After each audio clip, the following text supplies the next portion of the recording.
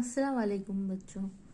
आज हम ज्योग्राफिया के लेसन नंबर 2 अंदरूनी हलचल इसके सवालात और जवाबात देखेंगे। इससे पहले हम वीडियो में हमने फ़र्क वाज़ह कीजिए और सही निशान की जगह पर सही की अलामत टिक मार्क कीजिए, ये क्वेश्चन के आंसर्स देखे थे।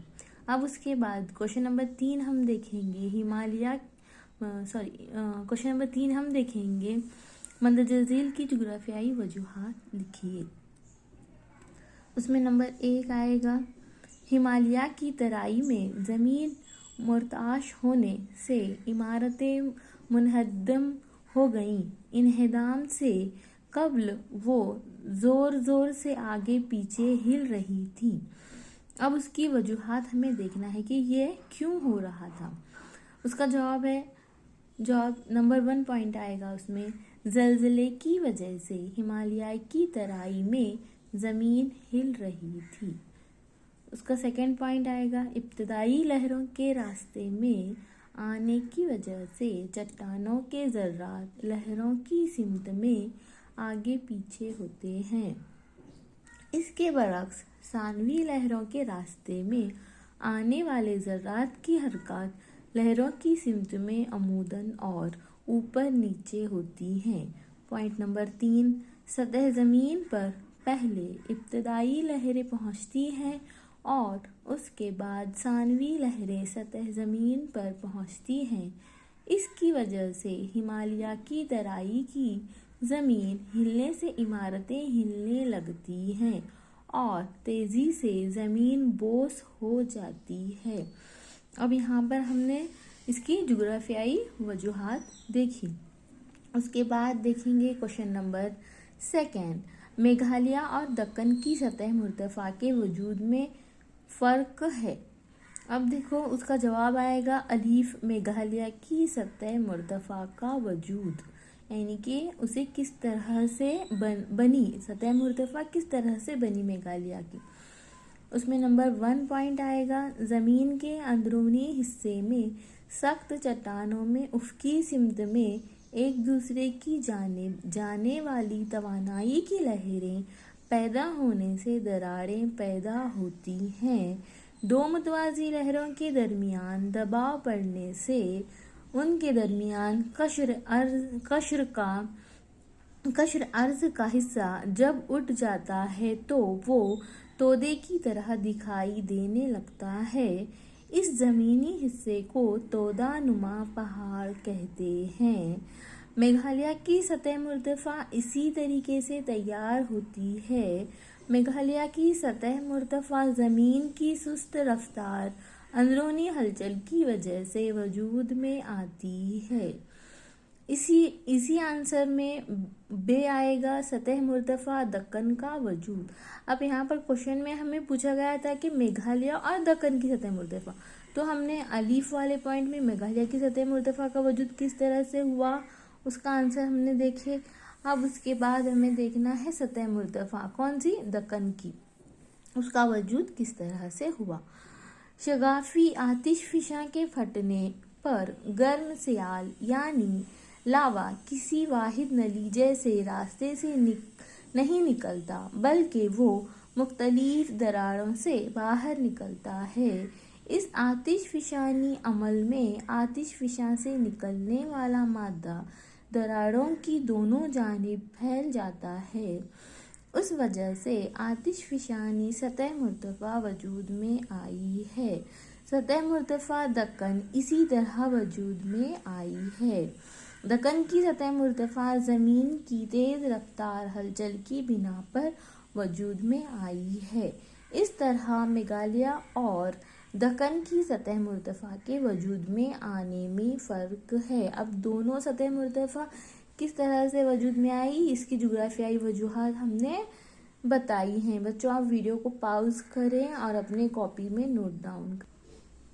उसी में क्वेश्चन नंबर 3, अक्सर जिंदा आतिशफ़िशा बर्र आज़मी प्लेटों की सरहद पर पाए जाते हैं। उसका जवाब आएगा, उसकी वजूहात आएगी। नंबर 1 पॉइंट है उसमें, ज़माने हाल में बार बार फटने वाले आतिशफिशां ही जिंदा आतिशफिशां हैं। नंबर 2, बर्र-ए-आज़मी प्लेटों की सरहद कश्र अर्ज का सबसे कमज़ोर हिस्सा होती है। नंबर 3, इस वजह से बर्र-ए-आज़मी प्लेटों की सरहदों पर बार बार बड़े पैमाने पर दरारें पड़ जाती हैं और वहाँ से बड़ी मिकदार में गर्म ठोस माए और गैसी मादे बाहर निकलते हैं। इसीलिए अक्सर जिंदा आतिशफिशां बर्र-ए-आज़मी प्लेटों की सरहदों पर पाए जाते हैं। अब नेक्स्ट क्वेश्चन आएगा, क्वेश्चन नंबर 4। जजीरा बैरन मखरूती शक्ल का बनता जा रहा है। जवाब आएगा उसी में, भारत के अंडमान व निकोबार के जज़ायर में बैरन नामी जजीरे पर वाक़ आतिशफिशां कई बरसों से ख्वाबेदार था, लेकिन अब बार बार फटने लगा है। इस जजीरे बहरे अंडमान में वाक़ है। उसी में नंबर 2 पॉइंट आएगा, ये मरकज़ी नौइयत का आतिशफिशां है।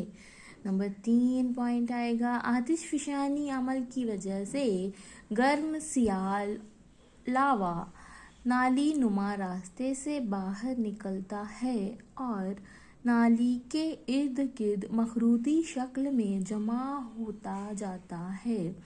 इस बिना पर बैरन जजीरा की शक्ल मखरूत नुमा होती जा रही है। अब उसी में जो क्वेश्चन नंबर 5 आएगा, आतिशफिशां के फटने से ज़लज़ला आ सकता है। उसकी वजूहात देखो। जवाब नंबर 1 पॉइंट, ज़लज़ले और आतिशफिशानी मकामात अक्सर बर्र-ए-आज़मी प्लेटों की सरहद पर पाए जाते हैं। नंबर 2 पॉइंट है, बर्र-ए-आज़मी प्लेटों की हरकत की वजह से ज़मीन के अंदरूनी हिस्सों में दबाव बढ़ जाता है और बड़े पैमाने पर चट्टानें टूटती हैं और लावा तैयार होता है। बर्र-ए-आज़मी प्लेटों के सरहदी हिस्से में दरारें पड़ जाती हैं। इन दरारों से लावा बाहर आता है और आतिशफिशां फटता है।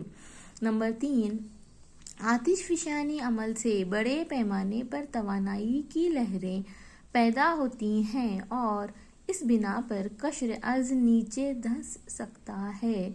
इसीलिए इस बात का इम्कान होता है कि आतिशफिशां फटने से ज़लज़ला भी आ सकता है। बच्चों, हमने आज सवालात के वजूहात देखे हैं। 5 क्वेश्चंस के हमने वजूहात, ज्योग्राफियाई वजूहात देखे हैं। क्वेश्चन नंबर 4 वजाहत कीजिए। उसमें नंबर 1 ज़लज़ले की वजूहात लिखिए। क्वेश्चन नंबर 1 है, उसी में ज़लज़ले की वजूहात लिखिए। जवाब, ज़लज़ला के वजूद में आने की वजूहात दर्ज झैल हैं। नंबर 1 पॉइंट है, ज़मीन के अंदरूनी हिस्से में हलचल की वजह से ज़लज़ला आता है। नंबर 2, ज़मीन के अंदरूनी हिस्से में तनाव पैदा होने, बर्र-ए-आज़मी प्लेट के खसकने, बर्र-ए-आज़मी प्लेटों के एक दूसरे की जिद में आ जाने या उनके एक दूसरे के ऊपर आने या नीचे चले जाने की वजह से ज़लज़ले आते हैं। उसी में 3 पॉइंट आएगा, आतिशफिशां फटने से भी ज़लज़ला आता है। नंबर 4 पॉइंट, इनके अलावा कश्र अर्ज के नीचे की चट्टानों में शगाफ पड़ जाने की वजह से भी ज़लज़ला आता है। क्वेश्चन नंबर 2, आतिशफिशां के असरात क्या होते हैं? उसका जवाब, आतिशफिशानी अमल के दर्ज झैल असरात होते हैं। नंबर 1 पॉइंट है, उसी में आतिशफिशां के फटने से बड़े पैमाने पर जानी व माली नुकसान होता है। नंबर 2, बर्र-ए-आज़म के आतिशफिशां की वजह से कभी कभी सुनामी लहरें पैदा होती हैं। नंबर 3, आतिशफिशां से निकलने वाली धूल, धुआं, राख, जहरीली गैस, आबी बुखारात वगैरह अज्जा देर तक फिजा में रहते हैं, जिससे माहौल का तवाज़ुन बिगड़ जाता है। आतिशफिशा की राख की वजह से ज़मीन जरखेज हो जाती है। आतिशफिशा से निकलने वाले लावे की वजह से कई किस्म की मादनियात सतह ज़मीन के करीब दस्तयाब होती हैं। नंबर 4 पॉइंट है, आतिशफिशानी अमल की वजह से नई ज़मीन तैयार हो सकती है या कोई जजीरा तबाह भी हो सकता है। मुर्दा आतिशफिशा के दहाने में बारिश का पानी जमा होकर झील वजूद में आती है। उसमें नंबर 2 क्वेश्चन, उसका जवाब है, दुनिया के अहम लहरिएदार पहाड़ किन ज़मीनी हरकत की वजह से वजूद में आए हैं? उसका जवाब आएगा नंबर 1 पॉइंट, दुनिया के अहम लहरिएदार पहाड़ सुस्त रफ्तार ज़मीनी अंदरूनी हलचल की बुनियाद पर वजूद में आए हैं।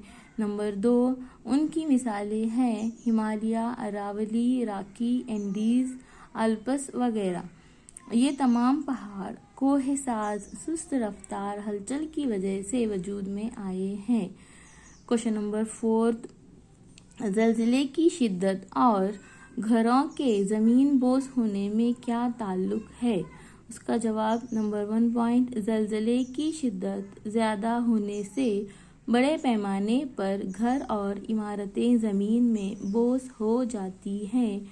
उसी में दूसरा पॉइंट आएगा, ज़लज़ले की इब्तदाई लहरों के बाद सानवी लहरें ज़मीन की सतह पर पहुंचती हैं, जो इब्तदाई लहरों से ज़्यादा तबाहकुन होती हैं।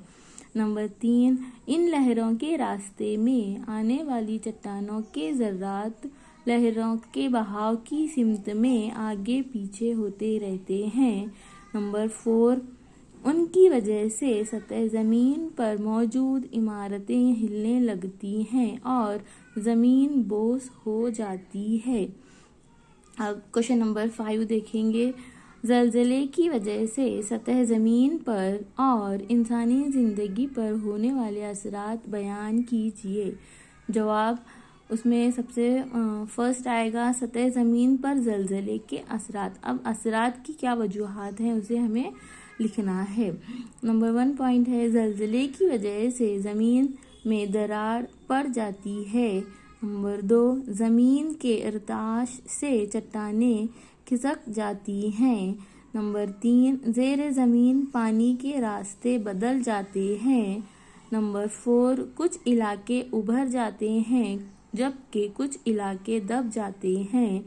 नंबर 5, समंदर के पानी में सुनामी लहरें तैयार हो जाती हैं। नंबर 6, बर्फानी इलाकों में बर्फ़ की चट्टानें ढह जाती हैं। अब इसी क्वेश्चन का आंसर उसमें बे आएगा, इंसानी ज़िंदगी पर होने वाले असरात। अब इंसानी ज़िंदगी पर कौन से असरात होते हैं वो हमें लिखना है। नंबर 1 पॉइंट आएगा, ज़लज़ले की वजह से बड़े पैमाने पर जानी व माली नुकसानात होते हैं। नंबर 2, आमद-ओ-रफ्त के रास्ते मुतासर हो जाते हैं। नंबर 3, पैगाम रसानी का निज़ाम ठप पड़ जाता है। क्वेश्चन नंबर 4, आतिशफिशा की किस्में मिसालों के साथ बताइए। जवाब, आतिशफिशा की किस्में दर्ज झेल हैं।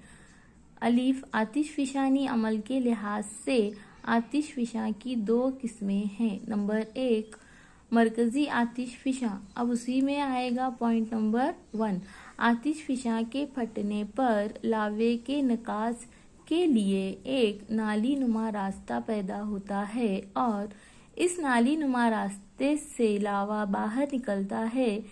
इसे मरकज़ी आतिशफिशा कहते हैं। उसी में पॉइंट नंबर 2, मरकज़ी आतिशफिशा से निकलने वाली लावा नाली के दहाने के अतराफ जमा हो जाता है। नंबर 3, मरकज़ी आतिशफिशा की वजह से मखरूती शक्ल के आतिशफिशानी पहाड़ तैयार होते हैं। नंबर 4, मिसालें। अब उसमें मिसाल दी गई है जापान का फ्यूजियामा। नंबर 2, तंजानिया का किलिमंजारो पहाड़।